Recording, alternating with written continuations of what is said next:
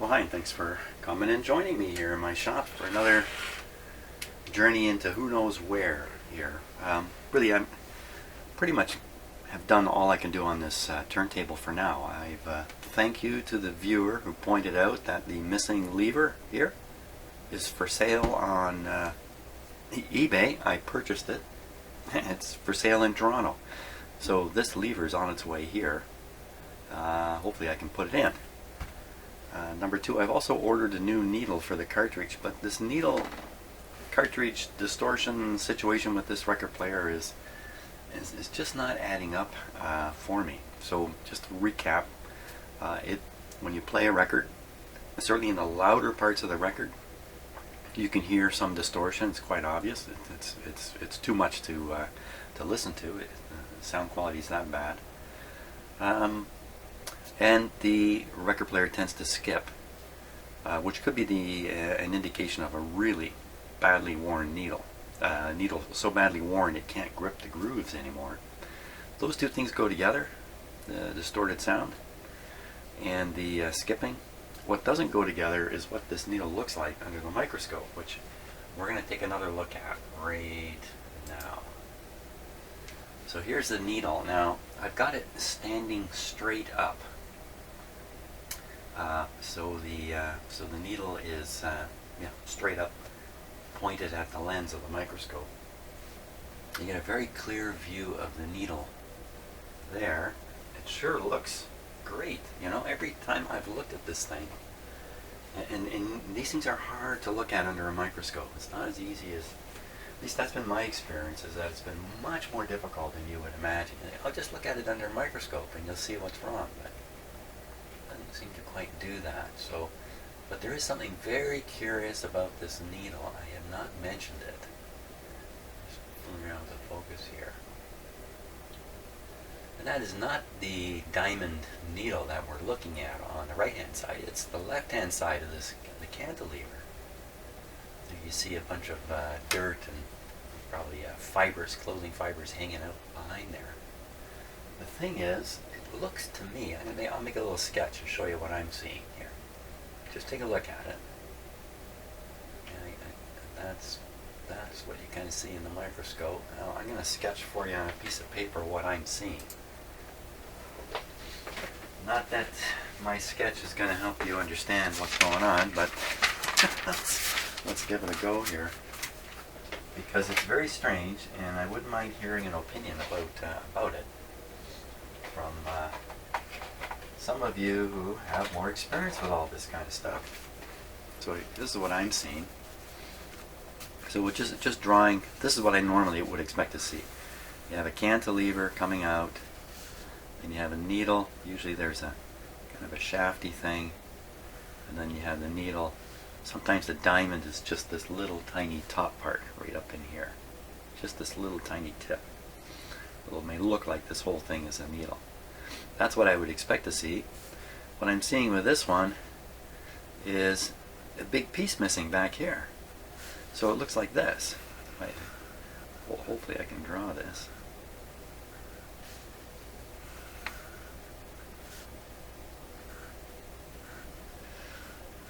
Okay, so it looks something like that. There's a big piece missing here, which is, I can't comprehend this. I'm going to look at this on a couple different angles, see if we can get a closer look at what's going on. And this is where the little bits of debris are hanging out. Because we're looking this way with the microscope. We're looking straight on. Put that a little closer. That's better. We're looking straight on, so you can kind of see this edge, and you can see this missing area, and then you can see this starting surface. Well, this doesn't look right to me. This, why would this, a little skinny piece here? How could this ever happen? I don't know. How can you lose a piece of this? You think this would be one monolithic material coming out, or I don't know. Let's take a look at it, because that would certainly, if that's wrong. Here, have a look. Okay, so you kind of get the impression of what I'm talking about there. I should try to clean the back of this needle somehow, so we can get a better look at it. You know what? That's what I'm going to try. I'm going to try to clean away that debris there.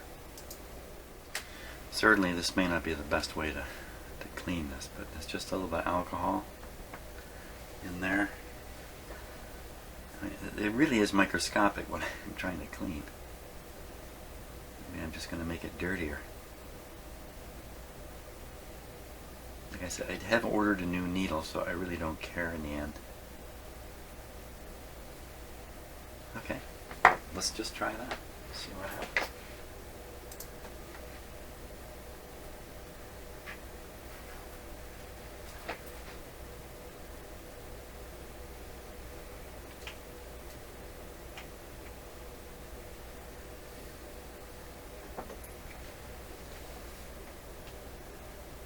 Well, it doesn't now. You kind of lose the debris cleaned away. I can't tell if that's a piece missing there. Let me, okay, let's try a different angle here. How could there possibly be a piece missing? Something like that.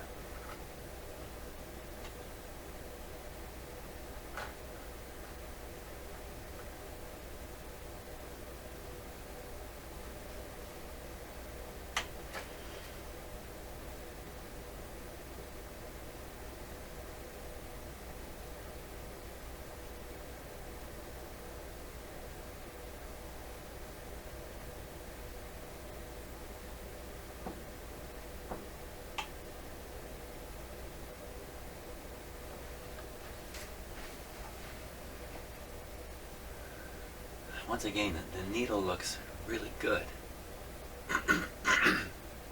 In this case, you can see a light reflection going up the side of the conical part of the needle, and there's no flat spot apparent.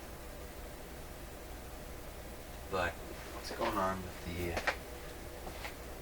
cantilever arm there?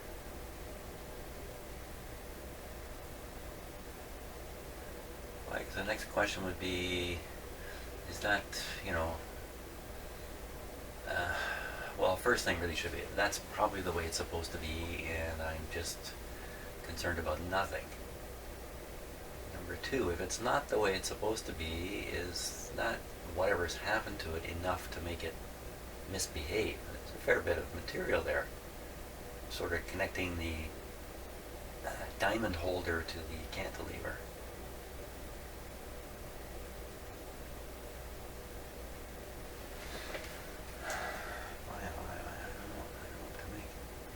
So curious about this stuff.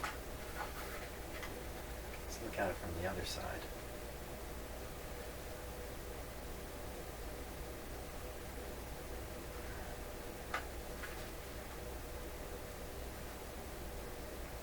Not particularly easy to set this on the microscope here. Okay, here's the other side. View.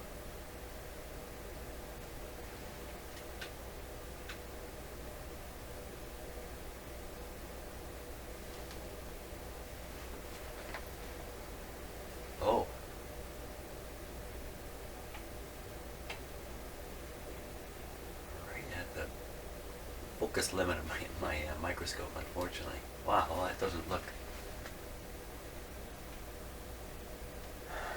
Does not look right. I mean, who would make a cantilever that doesn't come out all the way under the needle? Or this is manufactured incorrectly? So going back to the question now, is there enough rigidity in that mount to prevent movement of the needle relative to the cantilever arm, if you know what I mean? Is there like a twisting action going on in there?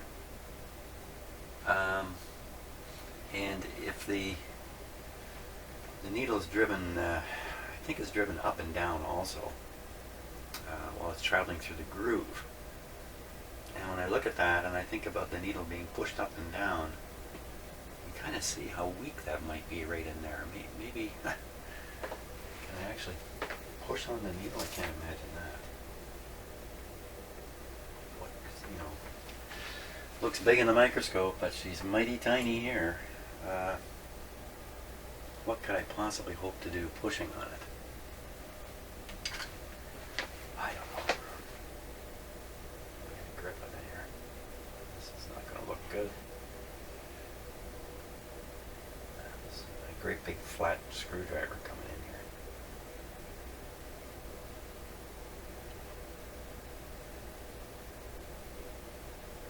too clumsy what I'm doing.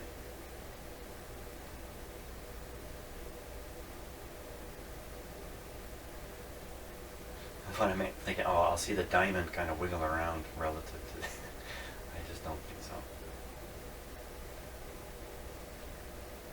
Okay, so you know what? I'm feeling this with my fingers. Well, that's not going to prove a darn thing, but it feels pretty rigid, but I am not a groove in a record driving a needle back and forth 10,000 times a second. Hitting it with the end of a screwdriver. Well, I don't know. I think maybe this is the problem because again, the needle looks good. I can't quite focus on it now. The needle looks good. Yeah, it's just beyond the focal range of my microscope. The needle looks good again. Okay, beat that right to death. Now I've ordered a new needle, so when the new needle comes, we will find out. Fortunately, if we find out that it's something else like the cartridge itself is generating the distortion, that's a bad deal. You know, the needle's costing $20. The whole cartridge is closer to $100.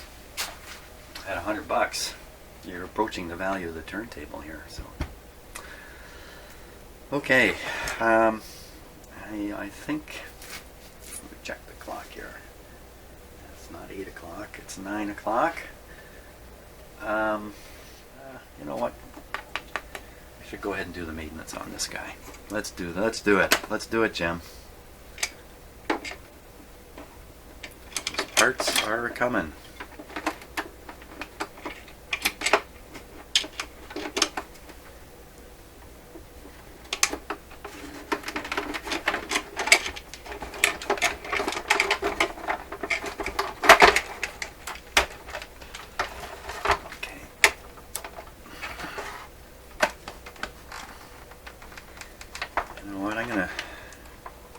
I'm going to end up removing this entirely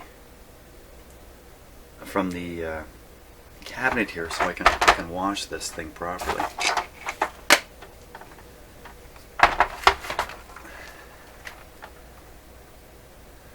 Maybe I should do that now. I'm also thinking the wire I put in, the phono cable I put in is too long. I'm probably going to put in a different phono cable, a much shorter one. Try to reduce the hum pickup. That would remove these two cables. Let's do that. We're going to remove the cables. Power cable's a plug-in.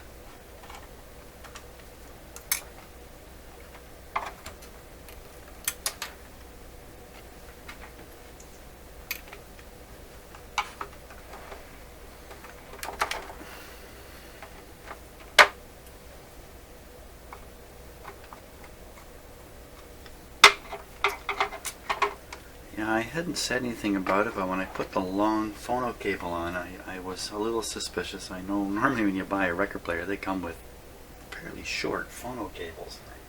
I think it's pretty clear now why that's the case.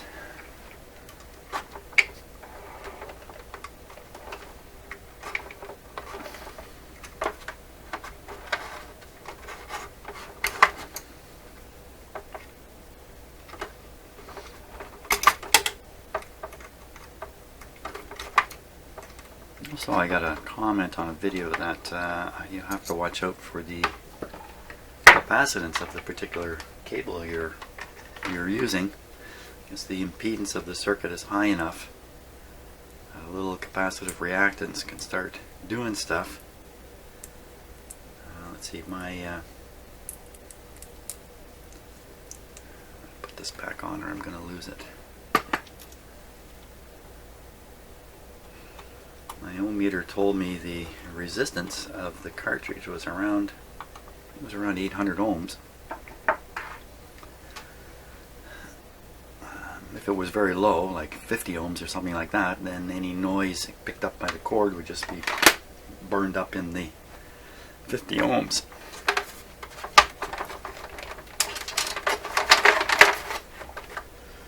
Okay, so I can take away the record player here completely. There we go.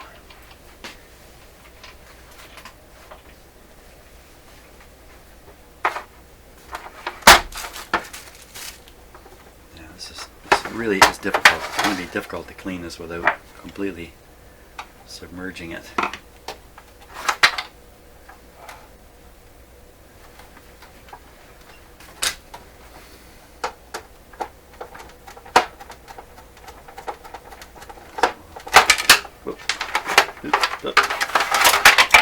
There we go. Cord's out, base is free.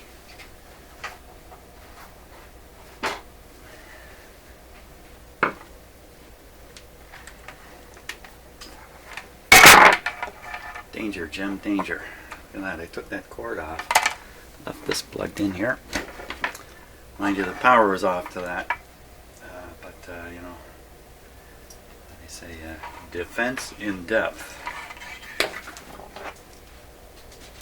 I'll give you an idea how long this phono cord is. As soon as I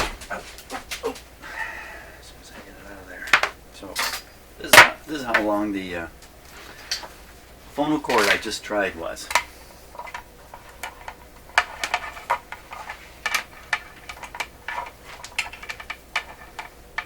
Okay, so it's a long guy. It's a ridiculously long cord. Look at that. Ridiculously long. But quietly, without saying anything, I thought it'd be a good experiment to see if you can get away with it.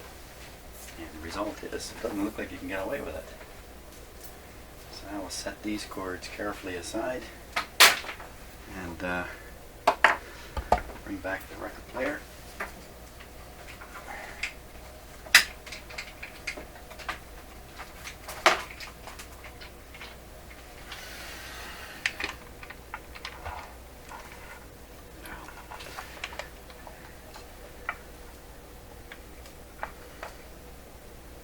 I don't really want to set it on its tone arm here. I should get this off. This is the problem here. I got a ton sitting on it here.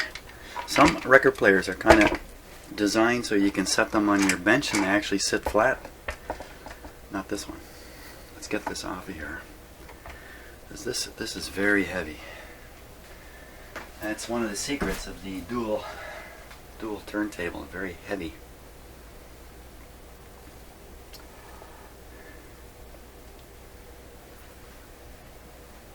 Finishing my sentences today.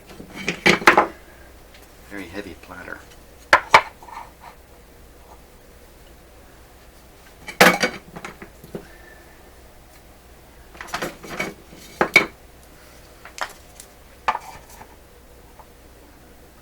Okay, I'm not sure that's enough. Let's see.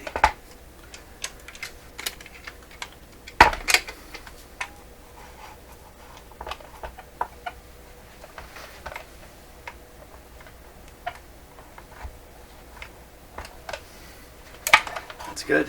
That'll do it.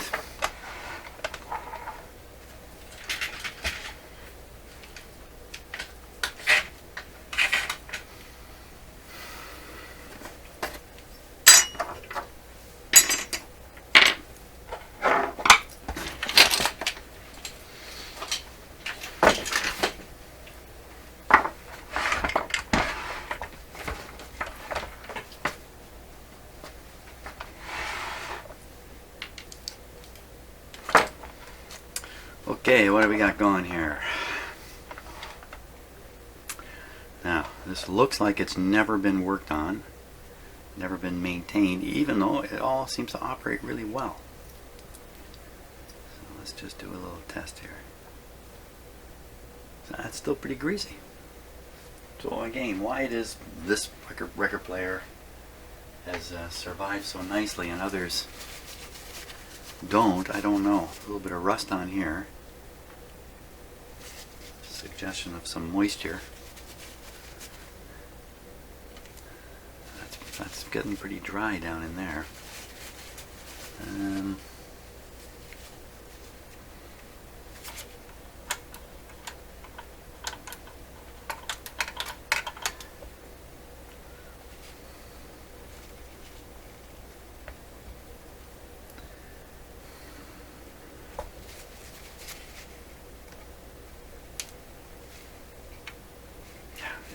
oil is, the grease rather, is still pretty good shape.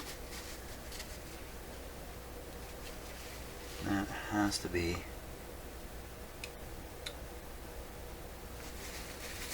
Okay, now that's worth looking at. I've never ever noticed that before.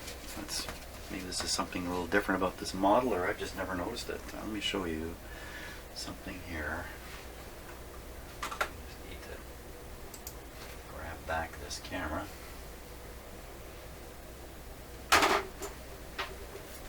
Did you like that cinematographic effect there? The airplane takes off in the microscope and then apparently crashes shortly after that. Here we go. So what I want to show you is this guy right here. Right here. That needle. See that pin sticking up? And it's mounted to a lever down below. You can see something light and delicate like that in a record player, you can right away think that's probably part of the trigger mechanism for the end of the record. So what I want to do here, let me get my camera. I'm just going to try moving it. I cannot feel a thing while I'm doing that. So I mean, this record player is working, so I'm not surprised. But this should move just fine. If there's any resistance in that, then the record player might not pick up at the end of its play. And see how dry that is right in there. So what we'll do is we'll clean up as much of the grease as I can, apply some new grease, touch of oil here and there. I think we're in pretty good business after that.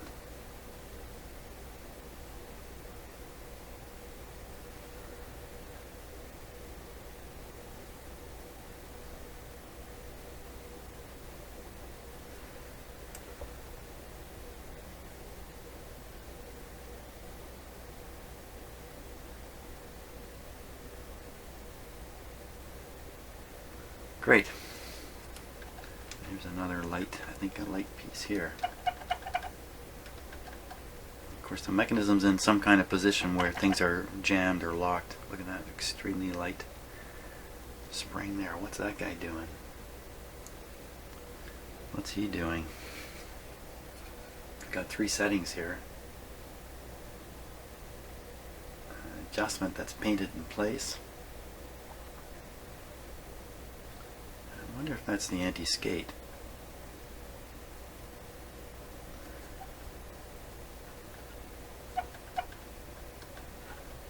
Not sure. I'm not sure what that is.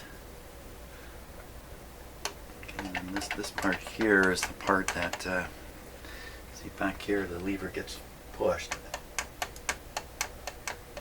inside that raceway. It gets pushed. This end goes down. Pushes a little lever that ultimately, I don't know if we can see it here. There it is. That was it. That little lever there,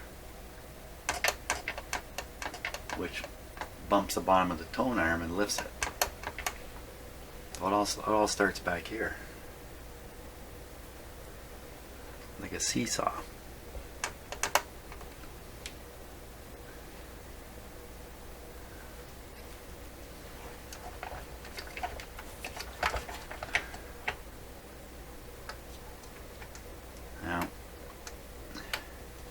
So this mechanism here, again, I'm only an 80% expert in this stuff, which means I'm not expert at all. This has a dampening oil in it. This big ring here, and the idea is when you release the arm here, that piece floats down. See it float? Now, of course, the record player's upside down. Everything's out of whack. Do not want to put oil in there.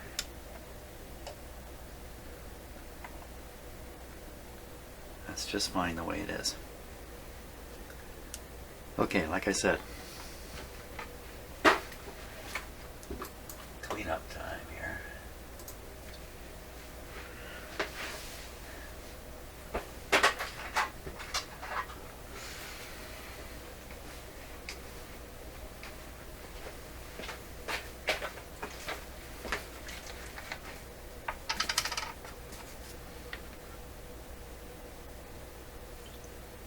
So again, I like to use alcohol as a solvent. Look, lots of people would tell you different things about what to use. You'll have to do your own research, make up your mind about what you want to mop around with. I'm partial to alcohol.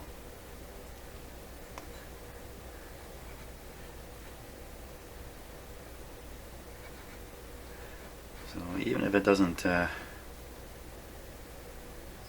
clean off everything, because there's still some lubrication here, and I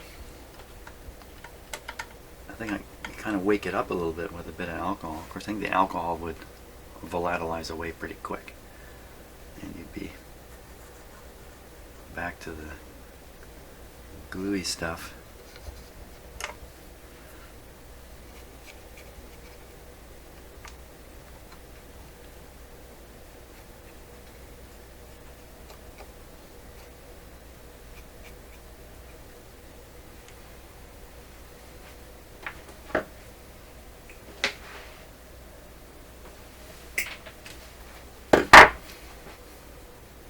Ooh.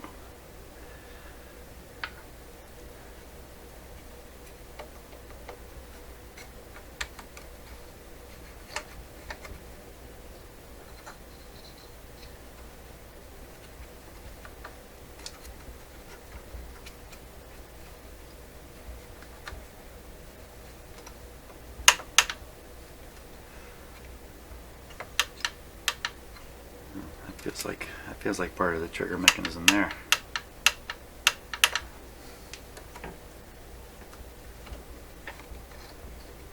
It is. Yeah, often these trigger mechanisms are not oiled up or greased up. They are so light and free to move that they don't require lubrication. Lubrication becomes a problem.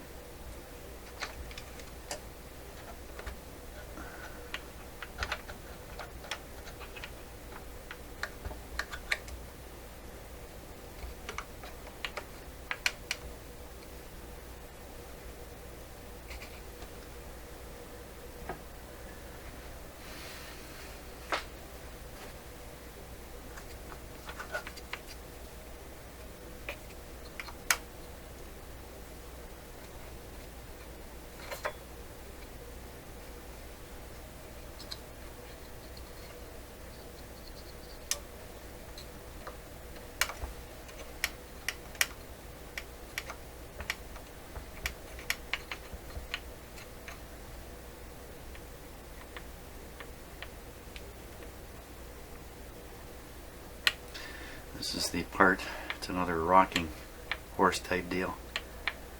It pushes up on the spindle, pushes the shaft up inside the spindle that operates the record dropping mechanism.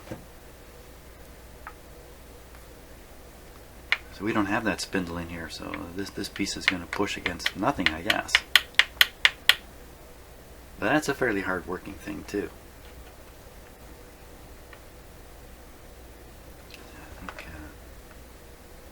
I think this is a roller.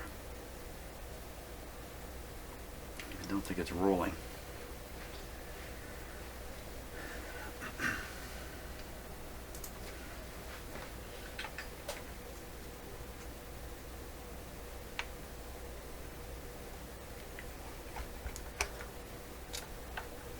See if we can loosen this thing up. Usually these things just they just need a little bit of a helping hand to get them going.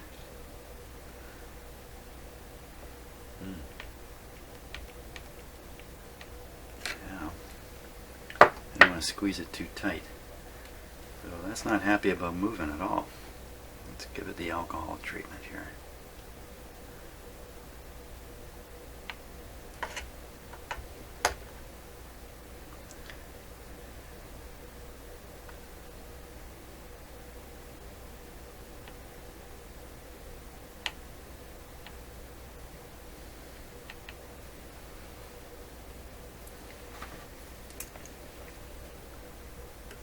I mean, the alcohol can't penetrate super fast, but there we go.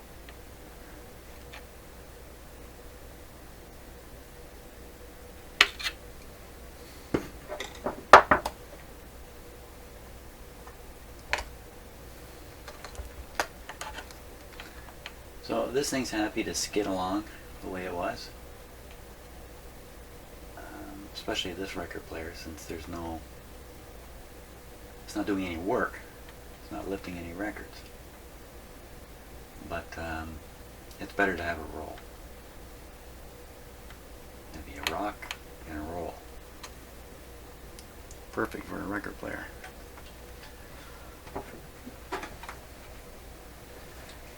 Okay.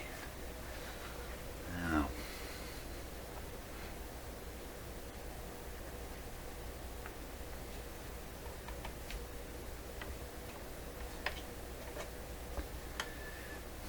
usually there's some kind of lubrication up under here that's gotten into big trouble.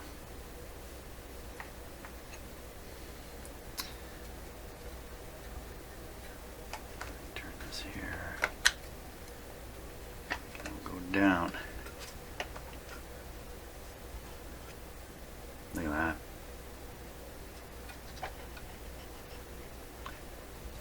Ooh.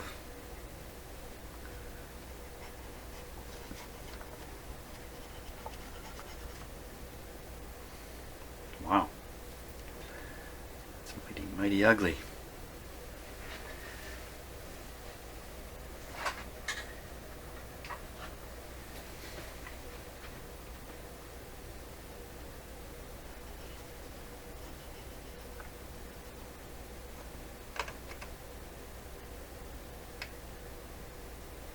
Yeah.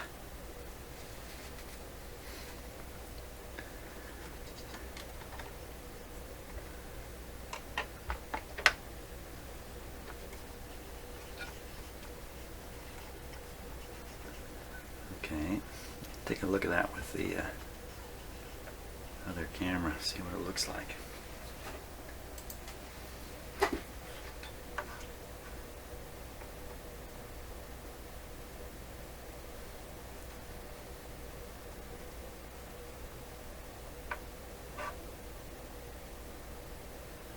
See that spring-loaded piece back there is the part that gets compressed by this thing.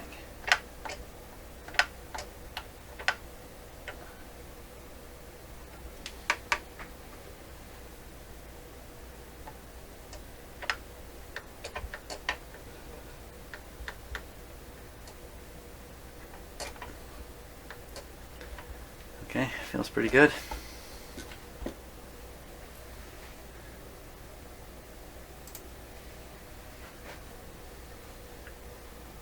All these mechanisms are, they're all built a little differently. They're not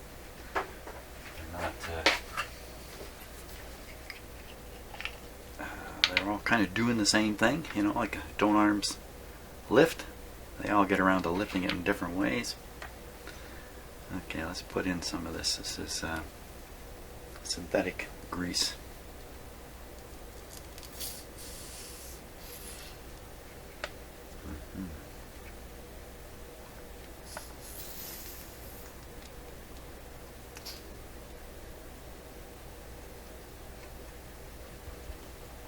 So I'm just sticking it in the raceway.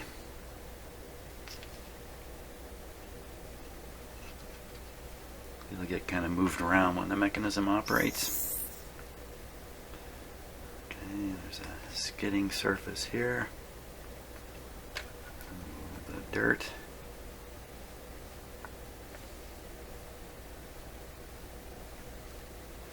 That was for the shorting switch. Skidding surface along the top here.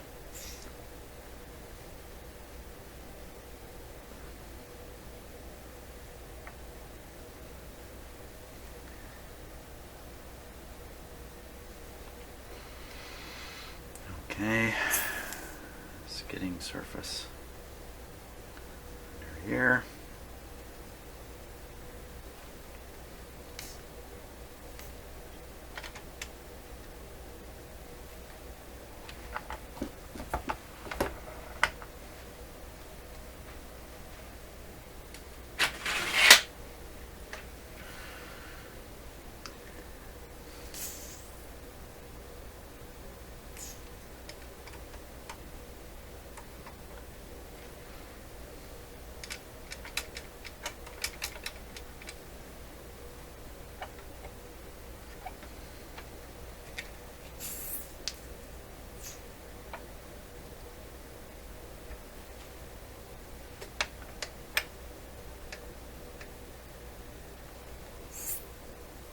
hard to see the original grease in some of these spots here. Okay, who else is asking for grease? Anybody else? Nobody else.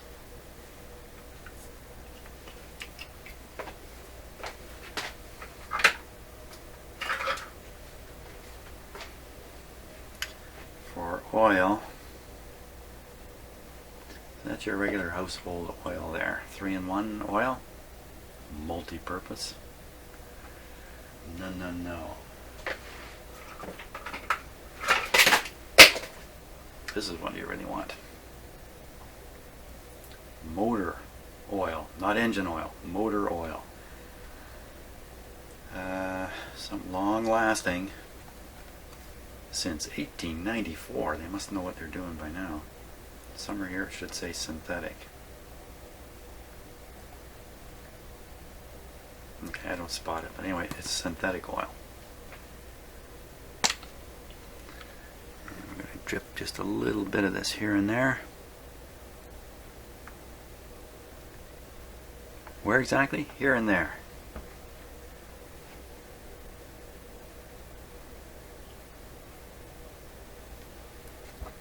So anywhere you've got a shaft involved, a shaft and sleeve type deal.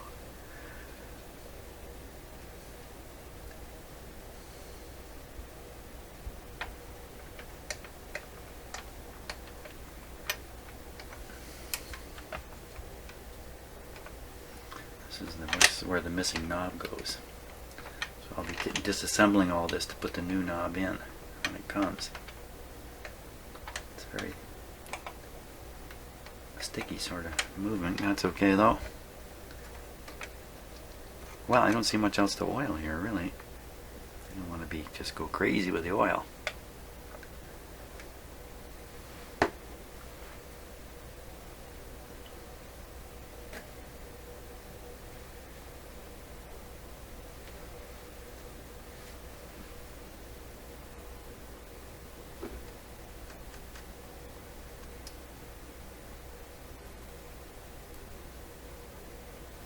Okay. There's really not much more we can do here, I don't think.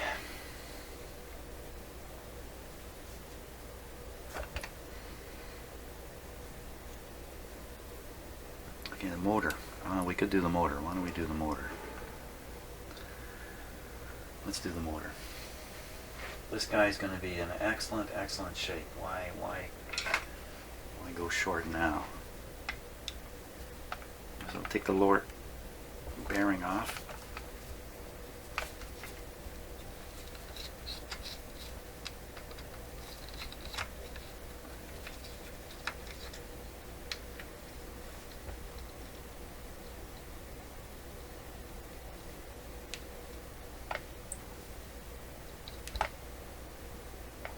Let's hold that.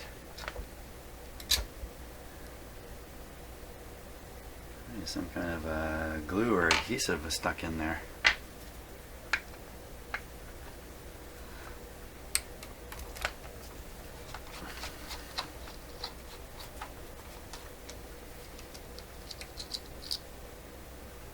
It came right out. Pop the bearing off. Now, danger, there can be a ball bearing sitting right on top of there, or sitting in the bottom here, but I don't think this one has a ball bearing.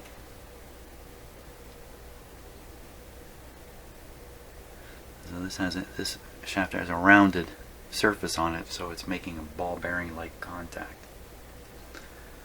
Now let's first check and see how loose this guy is.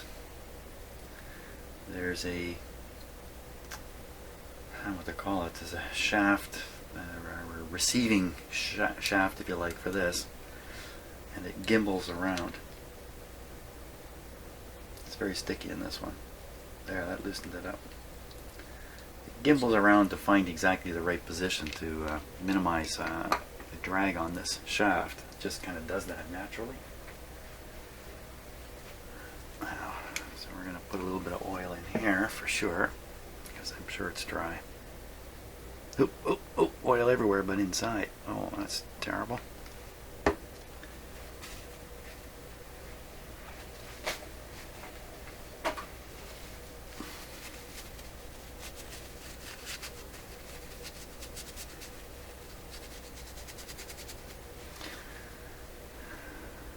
Okay, I'm gonna maybe try to clean that a little bit.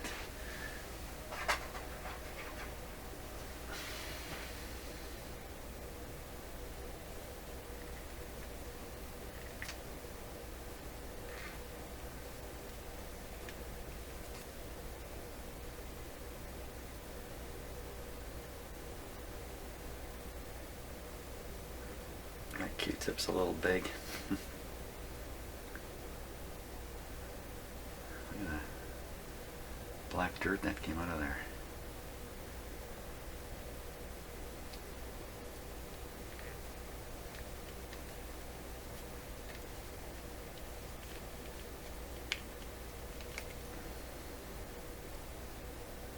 Okay.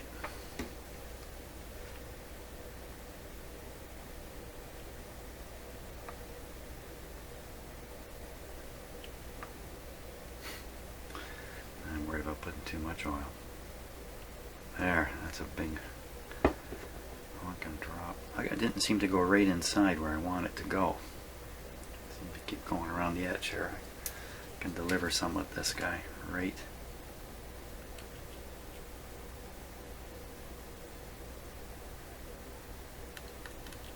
Right where I want it. Okay.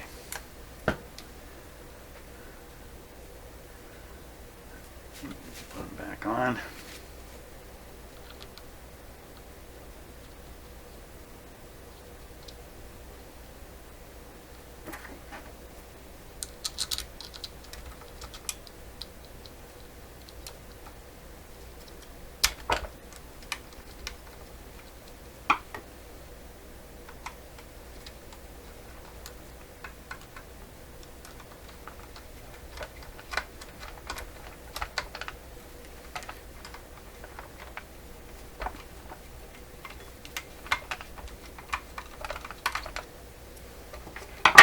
Use a bigger screwdriver, get a little more torque action on this. These were very tight, these screws. Snug that one down. Likewise here.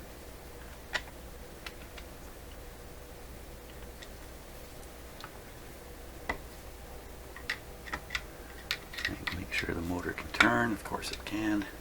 Now we'll crank it.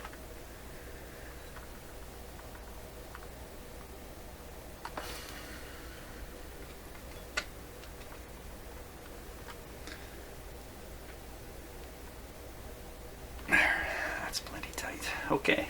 Flip her over.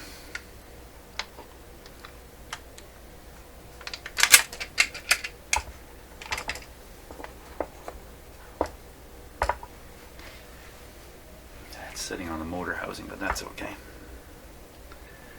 So the next thing is to clean way down in there. Let's take a look down there. What's down there? So normally at the bottom of these things there's a washer, and below the washer is a ball bearing. A ball bearing. I guess that's a ball bearing. I guess that's what you would call that. I see a hair in there, and I see that gear is in the way right now, but I can rotate that gear until a nice handy blank spot shows up. Oh, it's way on the far side here.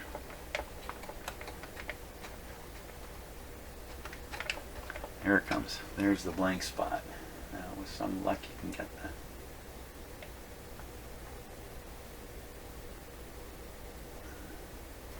That's actually the neutral position of the record player. That's where the mechanism sits while the record's actually being played. Because if you look at the bottom of the ladder, you can see the gear. So this guy's driven, and that gear drives into that gear you saw me turning with the space in it, and that's that's how the mechanism under here gets its power from this wheel. Gets it from the motor, from the wheel, from the bladder, from the gear.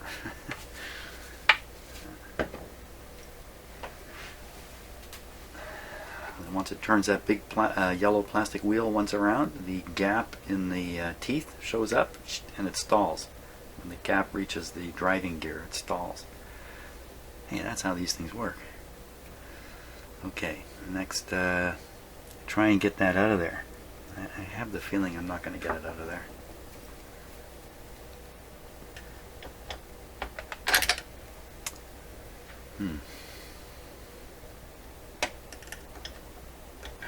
Not with these pliers. I also see in this one, that washer, there's little bent fingers holding the washer onto a cup, which would be the ball bearing cup. I don't think I'm going to succeed here. So our alternative here is to simply try to freshen up the lubrication that's in there. You can simply do that by adding a little bit of, a couple different ways. A little WD-40 in there, or just some oil. I can put some of this oil in there, and leave it, because I think if I fiddle around with this, I'm not going to gain any benefit because it's already pretty good, and I'm going to run the risk of boobing it up. So let's go with the oil way. And one drop just disappeared right into it. Let's see if I can get that one hair out of there.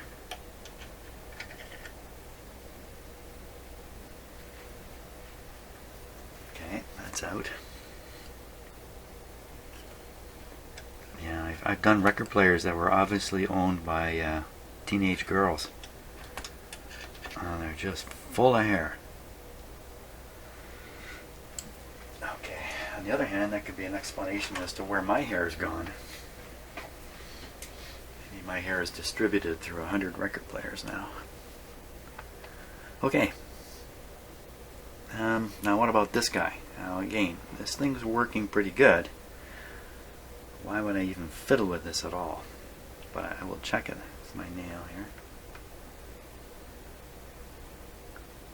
So it's flexible. I think it's a leave it alone sort of deal. So from here I got to clean this guy up now. Make them all nice and pretty. And then we'll kind of put the whole thing back together. Then I got to wait for the arm and the needle to come and finish it up. Great.